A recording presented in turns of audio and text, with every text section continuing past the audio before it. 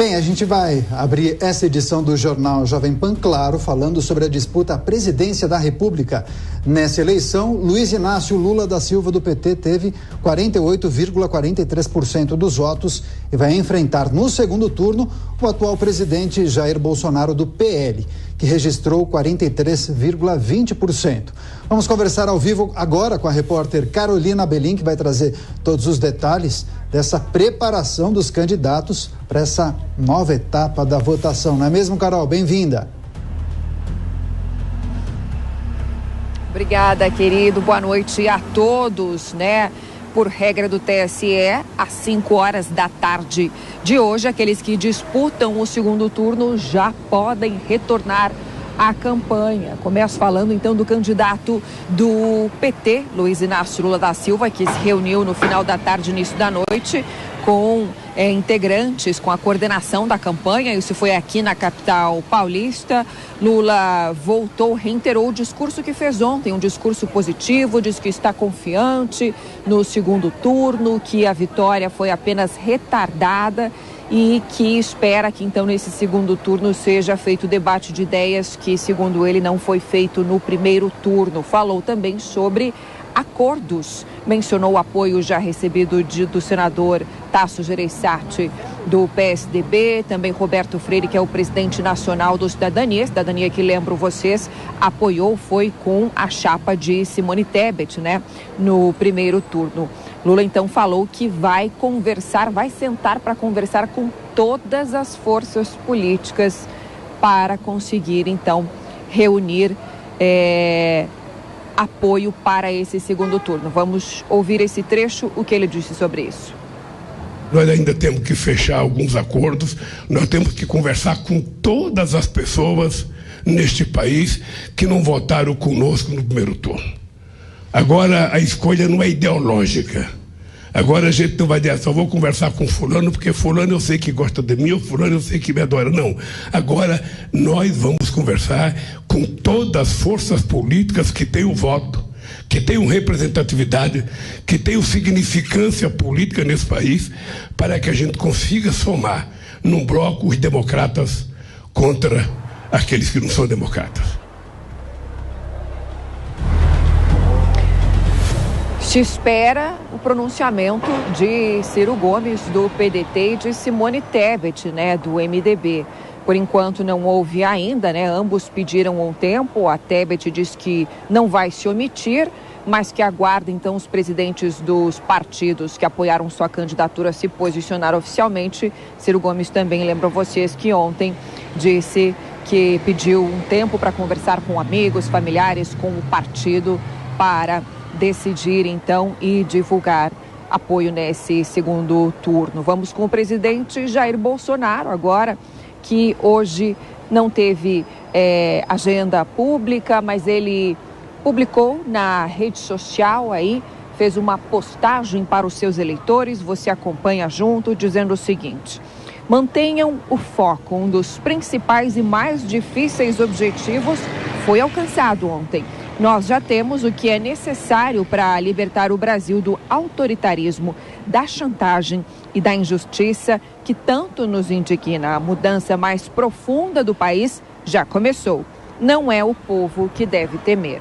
Jair Bolsonaro também se reuniu hoje com candidatos como a deputada federal reeleita pelo PL, Bia Kicis, que foi até o Palácio do Planalto para manifestar, então, reiterar o seu apoio ao presidente Jair Bolsonaro nesse segundo turno. Também se reuniu aí com apoiadores para pensar e alinhar, então, né, os apoios agora para esse segundo turno.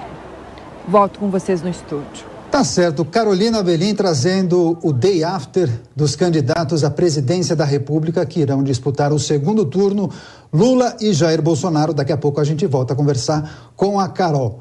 Agora girando os nossos comentaristas para abrir essa edição do Jornal Jovem Pan, Miguel Daúde e também Rodrigo Constantino, sejam bem-vindos, ótima noite para vocês, ótima semana. Começo com o Rodrigo Constantino justamente para destacar essa publicação de Jair Bolsonaro.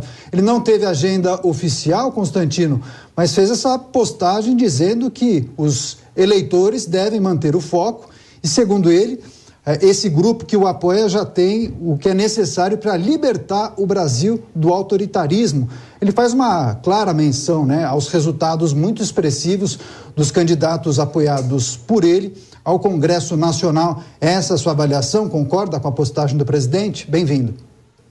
Boa noite, Daniel. Boa noite, Lívia e Daúde, toda a audiência. Dúvida, né? Tivemos um grande vencedor nessa eleição de domingo, que foi a onda de direita, a onda bolsonarista, né? Quase 100 cadeiras na Câmara, uma votação expressiva para o Senado, e tudo isso pegando surpresa, aí sim, aquele grande perdedor das eleições desse domingo, os tais institutos de pesquisa, que são empresas para o lucro, contratados por veículos de comunicação e banqueiros, né, para oferecer um resultado que não tem nenhuma ligação com a realidade, como ficou claro.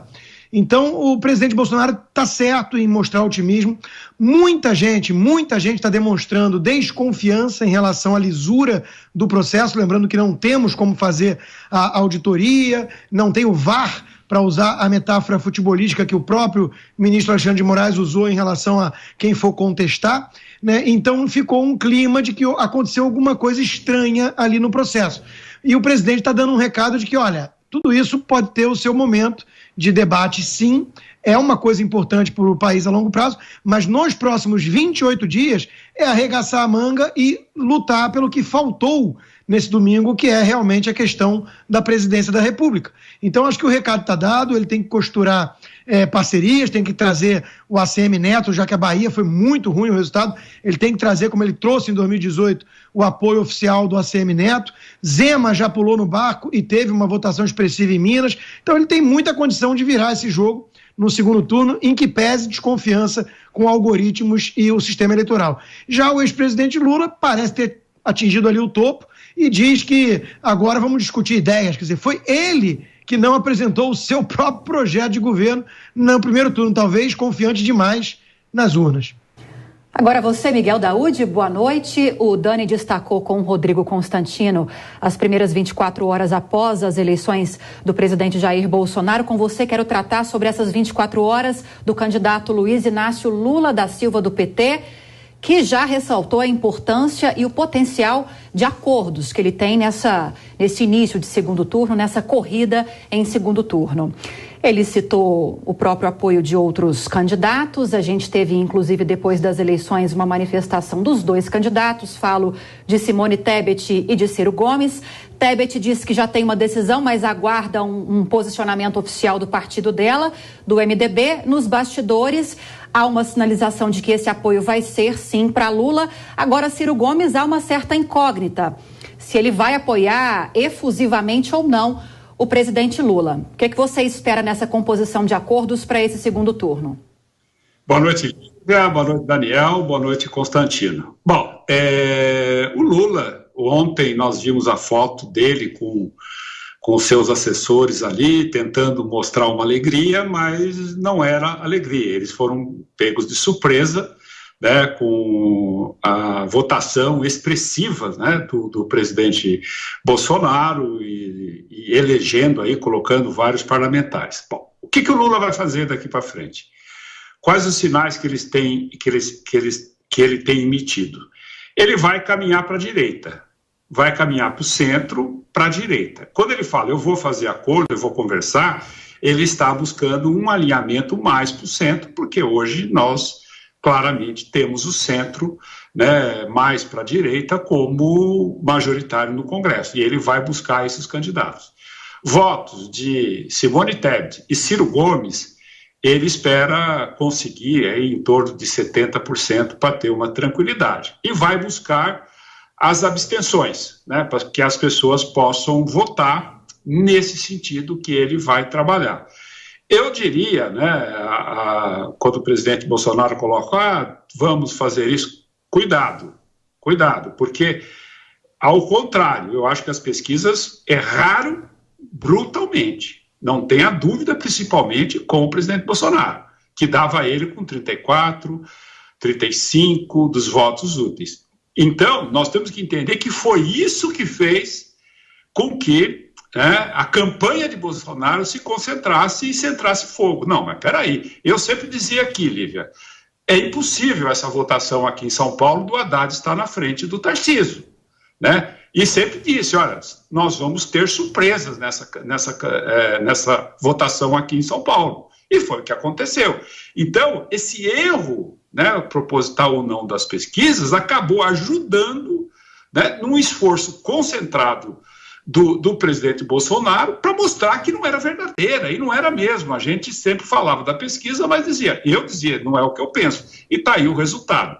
Então, eu acho que os votos já, agora sim, estão polarizados de uma forma real. Então, o Lula vai tentar avançar nos votos da direita e o Bolsonaro teria que concentrar mais atenção para não deixar, porque existe aí 5 pontos de diferença. Então, muita atenção. O Lula é muito perigoso.